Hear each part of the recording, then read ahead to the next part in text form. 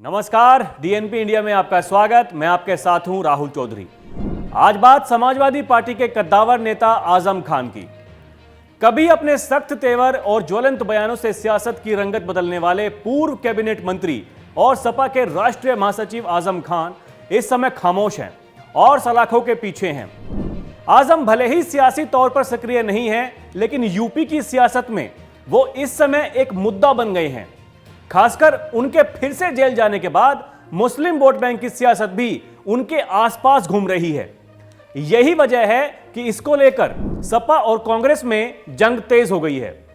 Samajwadi party के गठन के 3 दशक बाद भी आजम पार्टी का सबसे मुख्य मुस्लिम चेहरा बने हुए हैं। सदन, संगठन और सरकार में भागीदारी भले ही किसी की भी रही हो, लेकिन जब बात वोट की आती है तो आजम का नाम ही सबसे आगे आता है। यही वजह है कि आजम सपा छोड़ने के बाद जब दोबारा पार्टी में लौटे थे तो मुलायम ने उनका स्वागत पहले से भी ज्यादा शिद्दत से किया था। सदन से लेकर सड़क तक आजम खान की हर जरूरतों को मुलायम से लेकर अखिलेश पूरा करते रहे हैं।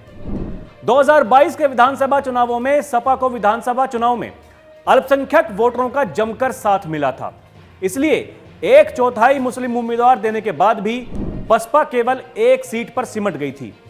अब लोकसभा चुनाव से पहले आजम खान को 7 साल की सजा हो गई है। ऐसे में विपक्षी दलों ने अल्पसंख्यक वोटों को अपने पाले में लाने की उम्मीदें तलाशने शुरू कर दी हैं। आपको बता दें कि कांग्रेस के प्रदेश अध्यक्ष अजय राय की इस मुद्दे पर सक्रियता को इसी का हिस्सा माना जा रहा है। इससे सीधा दबाव समाजवादी पार्टी पर है। यही कारण है कि इंडिया गठबंधन में साथ होने के बाद भी सपा और कांग्रेस एक दूसरे पर हमलावर हैं। सपा मुखिया अखिलेश यादव खुद सवाल पूछ रहे हैं कि जब कांग्रेस ने आजम खान को फंसाया था तब ये लोग कहां थे। मंचों से अखिलेश लगातार इस बात पर जोर दे रहे हैं कि आजम को मुस्लिम होने की सजा भुगतनी पड़ रही है। यूपी में पिछली बार कांग्रेस ने 2009 के लोकसभा चुनाव में सबसे अच्छा प्रदर्शन किया था। तब यूपी में कांग्रेस के 21 सांसद जीते थे। फर्रुखाबाद, खीरी, फिरोजाबाद और मुरादाबाद लोकसभा सीट से पार्टी के मुस्लिम सांसद जीते थे। 10 साल से सत्ता से बाहर रही कांग्रेस को भारत जोड़ो यात्रा से मिले रिस्पांस और कुछ राज्यों के विधानसभा चुनावों में मिली जीत के बाद अपने लिए 2024 में बेहतर संभावनाएं दिखाई दे रही हैं। इन संभावनाओं को यूपी के जीते बिना पूरे नहीं किया जा सकता है। इसीलिए कांग्रेस को लगता है कि अगर वो यूपी में भी कुछ सीटों पर अपने आप को मुख्य दावेदार के तौर पर पेश करने में सफल रही तो अल्पसंख्यक वोट उसकी झोली में आ सकते हैं। 2009 में जीते उसके 4 मुस्लिम सांसदों में 3 वेस्ट यूपी से थे। आजम खान के मुद्दे पर सबसे ज्यादा प्रतिक्रिया भी उसी क्षेत्र से आती है, क्योंकि मुस्लिम वोटरों के असर वाली अधिकतर सीटें वेस्ट यूपी में ही हैं। पिछले 2 चुनावों से यूपी में अल्पसंख्यक वोटरों के वोटिंग पैटर्न में बदलाव देखने को मिला है। ध्रुवीकरण की जमीन पर 2014 के लोकसभा चुनाव में मुस्लिम वोटों के विपक्षी दलों में हुए बिखराव ने बीजेपी को फायदा पहुंचाया है।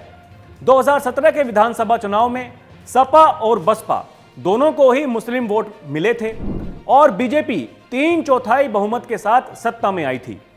2019 में विपक्ष एक हुआ तो अल्पसंख्यक वोट भी एक मंच पर आ गए और 6 मुस्लिम चेहरे यूपी से संसद पहुंचे थे। 2022 के विधानसभा चुनाव में मुस्लिमों ने सपा को एक तरफा वोट किया। समाजवादी पार्टी 2024 के लोकसभा चुनाव में भी इसी वोटिंग पैटर्न के साथ जाना चाहती है। इसीलिए वह आजम खान का मुद्दा किसी और दल के हाथों में नहीं देना चाहती है, फिर चाहे वो कांग्रेस हो या बसपा, क्योंकि अल्पसंख्यक वोटों में पार्टी की सारी पैठ के बाद भी आजम खान को लेकर उठने वाले सवाल हलचल पैदा करते हैं। इसलिए समाजवादी पार्टी के मुखिया अखिलेश यादव लगभग हर मंच से आजम खान का नाम ले रहे हैं और कह रहे हैं कि ऊपरी अदालतों से उन्हें न्याय मिलेगा और वो हमारे साथ चुनाव प्रचार में होंगे। अब आगे क्या होगा उसके लिए तो करना होगा थोड़ा इंतजार। अभी के लिए इतना ही। आप देखते रहिए डीएनपी इंडिया। नमस्कार।